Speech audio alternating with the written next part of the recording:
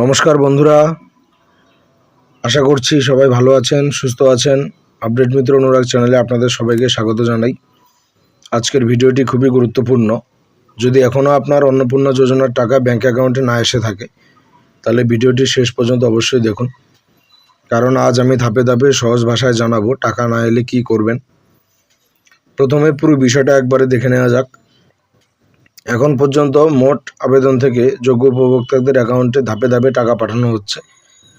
অন্যদিকে কিছু আবেদন বিভিন্ন কারণে বাতিল হয়েছে, তাই টাকা না এলেই আবেদন বাতিল হয়েছে এমনটা ধরে নেবেন না।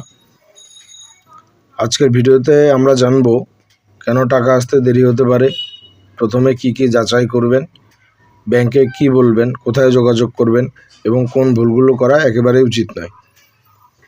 প্রথমে এই একটা বিষয় পরিষ্কার করে দিই, কোনো সরকারি প্রকল্পে সবাই একসঙ্গে টাকা পায় না, অনেক সময় ধাপে ধাপে টাকা পাঠানো হয়। তাই অন্য কারো অ্যাকাউন্টে টাকা এসে গেলেও দুশ্চিন্তা করার কিছু নেই, আপনার টাকা পরে আসতে পারে। এবার প্রথম কাজ, নিজের তথ্য যাচাই করুন। নাম, আধার এবং ব্যাঙ্ক অ্যাকাউন্টের তথ্য একবারে ভালোভাবে মিলিয়ে নিন।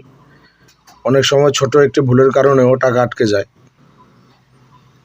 এরপর একবার ব্যাংকে যোগাযোগ করুন, আপনার অ্যাকাউন্ট অ্যাক্টিভ আছে কি না এবং সরকারি প্রকল্পের টাকা গ্রহণে কোনো সমস্যা আছে কি না সেটা জেনে নিন।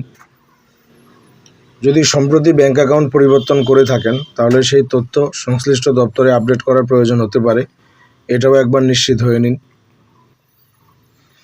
এবার আসি সবচেয়ে গুরুত্বপূর্ণ অংশে। অনেকেই বলছেন সব তথ্য ঠিক, তারপরও টাকা আসেনি।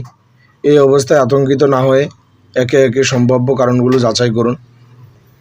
প্রথম কারণ হতে পারে আপনার আবেদন বা তথ্য যাচাইকরণ এখনও সম্পূর্ণ হয়নি। যাচাই চলতে থাকলে টাকা আসতে দেরি হতে পারে।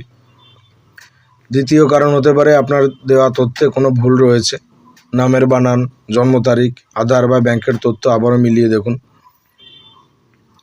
ব্যাংকে গিয়ে শুধু আমার টাকা আসেনি এ কথা বলবেন না, বরং বলবেন আপনার সরকারি প্রকল্পের টাকা গ্রহণে কোনো সমস্যা আছে কি না, বা আপনার অ্যাকাউন্টের সঙ্গে ডিবিটি লিঙ্ক বা আধার লিঙ্ক রয়েছে কি না একবার চেক করে দেখবেন। সবশেষে আবারও বলি, আতঙ্কিত হবেন না, আগে নিজের তথ্য যাচাই করুন। প্রয়োজনে ব্যাংক, পঞ্চায়েত বা সংশ্লিষ্ট দপ্তরে যোগাযোগ করুন। আর কোনো গুজব নয়, শুধুমাত্র সরকারি তথ্যের উপর ভরসা রাখুন। ভিডিওটি যদি উপকারী মনে হয় তাহলে একটি লাইক করবেন, শেয়ার করবেন এবং চ্যানেলটি সাবস্ক্রাইব করবেন। কমেন্টে অবশ্যই জানাবেন আপনার অন্নপূর্ণা যোজনা টাকা এসছে নাকি এখনও আসেনি। তো ধন্যবাদ, সবাই ভালো থাকবেন, সুস্থ থাকবেন। দেখা হবে পরবর্তী কোনো আপডেট নিয়ে।